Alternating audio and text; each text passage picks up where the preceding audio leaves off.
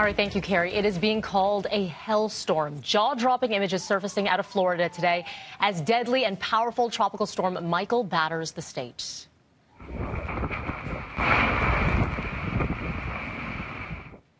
Officials say 2 people, including a child, were killed by falling trees. The storm was nearly a Category 5 hurricane when it made landfall in the Panhandle region, with winds topping 250 kilometers per hour. Powerful storm surges also causing major damage, ripping roofs off of homes, uprooting trees, flooding streets. U.S. President Trump says sending help to devastated residents is now the #1 priority. I had a long talk with Rick Scott, Governor Scott of Florida, very well coordinated with all of the states. The storm surge reached heights of up to 14 feet in Florida's Panhandle and Big Bend regions, and powerful wind speeds of 144 kilometers per hour, wind gusts topping 96 kilometers per hour, reported at several areas in Georgia. Michael is the first Category 4 storm to make landfall in Florida's Panhandle since record-keeping began in 1851. It is the 3rd strongest hurricane in recorded history to hit the mainland U.S. Now, Michael has been downgraded to a tropical storm this morning as it continues to threaten Georgia, and heavy rains, dangerous winds there. It's now on its way toward the Carolinas, a region that is still recovering from last month's Hurricane Florence. The National Hurricane Center says Michael's still expected to bring tornadoes, rainfall, and wind damage along its path.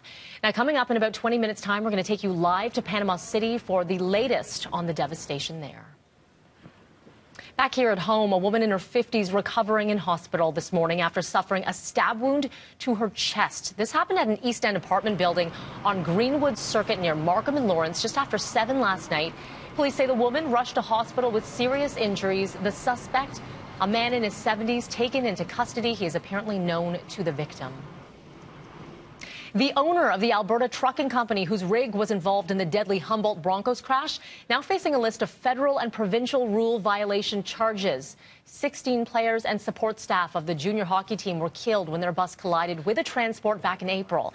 And now the owner of Adeshdiol Trucking, a Calgary-based company, faces a list of charges. They include failing to maintain logs for drivers' hours of work and several safety violations. If found guilty, the owner would face thousands in fines. The driver of the truck was charged earlier this year with dangerous driving causing death and dangerous driving causing bodily harm. 28-year-old Noman Hussein has been charged in connection to a crash in upstate New York that killed 20 people. Authorities allege that Hussein hired a driver and put them in a vehicle that should not have been on the road as it was deemed unserviceable last month. Hussein's parents are the owners of the limo company. He is charged with criminally negligent homicide. If convicted, he faces up to 4 years in prison.